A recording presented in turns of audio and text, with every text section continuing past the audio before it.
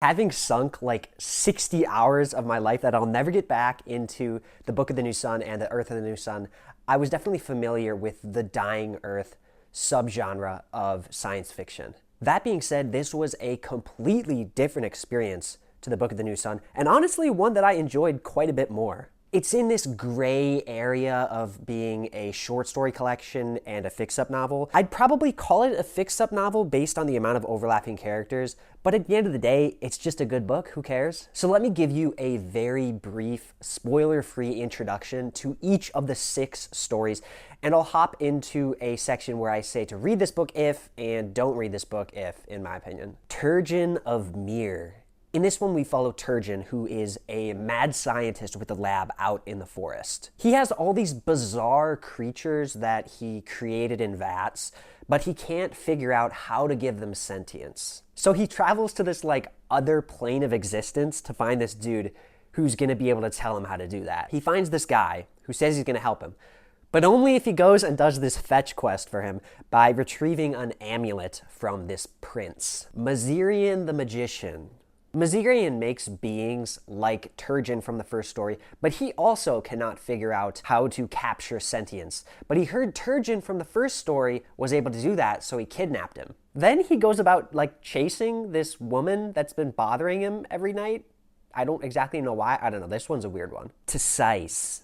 This one's about Tsais, who is featured in the earlier stories, and she travels to Earth. She's warned that Earth is super fucked up and it's really awful, and that's exactly what she experiences when she sets foot on Earth. Literally the first thing that she sees is a dude torturing a couple. Anyways, this one is about her experience on Earth. Liane the Wayfarer.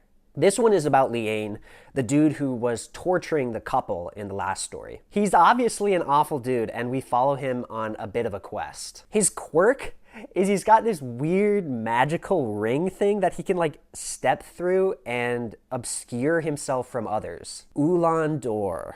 Ulan is this dude, and he gets sent on a mission to go get 2 tablets from a city called Ampridatvir. They're supposed to hold some sort of great knowledge that will lead to considerable power. He goes there, and the place is very odd, to say the least. The whole place is like Uncanny Valley vibes. Every story up until now, in my opinion, has been very textbook fantasy, but this one takes a turn and is much more science fiction. Guyal of Sfere.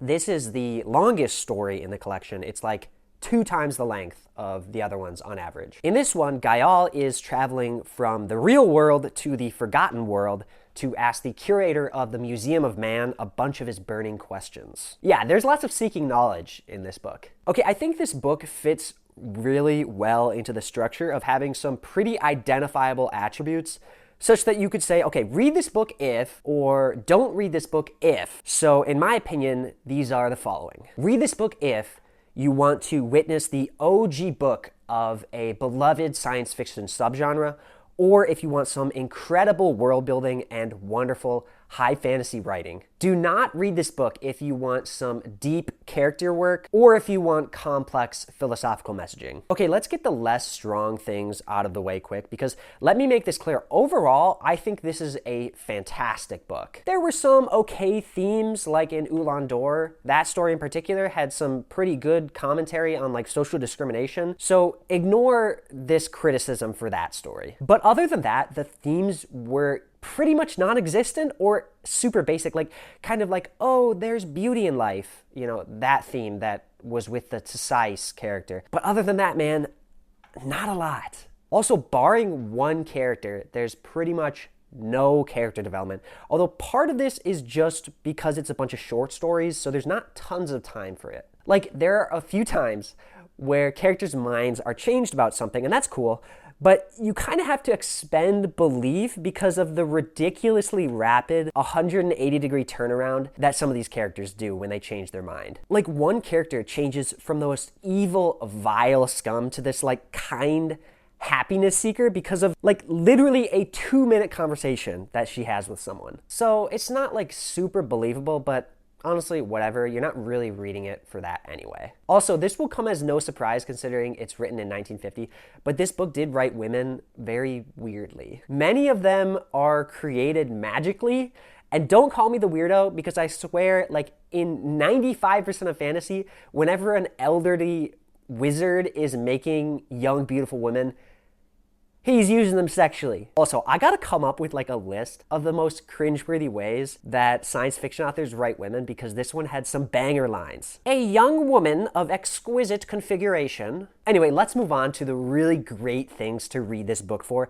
because these are so much more apparent and plentiful. The only Dying Earth series that I have to compare this book to is the Book of the New Sun series. And from reading that, the Book of the New Sun feels a lot more like Dying Earth than The Dying Earth. And what I mean by that is this Dying Earth, the actual book, is a lot less depressing and sad. The atmosphere in general just seems a lot less somber, and there's a beauty in Vance's depiction of Earth, even though it's a dying Earth. There's like cool fungi, and there's beautiful forests and big grassy fields and stuff like that. It's just definitely a lot less bleak than I expected. But this is truly the OG Dying Earth. So it was really cool to see how this subgenre started, considering I think is a really neat one. Okay, let's move on to the storytelling and high fantasy, because these stories are written like a beautiful piece of concept art. What I mean by that is, like, you ever look at science fiction concept art? I know I do. And you just start filling in the gaps and backstories and stuff, because the characters and the scenery in them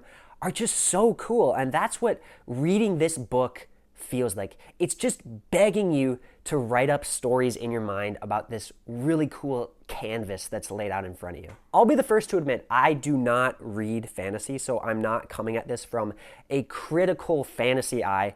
I have more like an interested outsider perspective, you could say. But these stories had so much charm and whimsy. They felt like reading fairy tales, kind of. It reminds me of something that like an elder gentleman with like a pipe and a big ass beard would like read from some tome of a book in front of like a cozy fireplace to his grandchildren. They're all stories that feel like they would be introduced like, come here, let me tell you a story of distant lands. The book also reminds me of like a D&D campaign or something. Like, each story introduces us to some new land with weird rules and mannerisms and shit like that. And Vance sells me on these worlds really quickly. And the characters you run into are so cool. You've got weird living vegetation, a crazy tentacled monster, a creature that's like this big ass Easter Island head with a long gray tongue, a dude with a robe of eyeballs, whatever that means. And my personal favorite, there's this businessman, and he's like,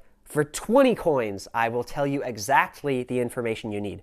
For 10 coins, I'll tell you it riddled with metaphors and nuance.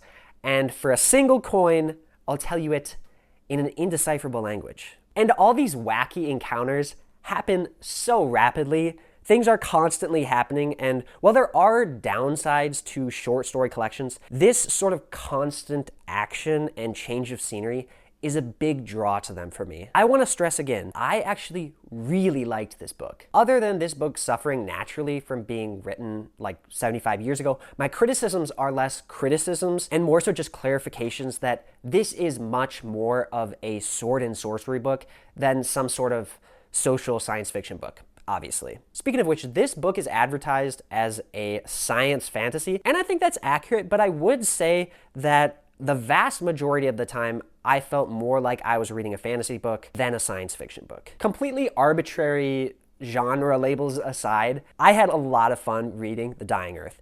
And while I think that some SF genre staples do feel like chores that I need to read to say that I've read them, this one was thoroughly enjoyable. Thanks for watching. Be kind to yourself.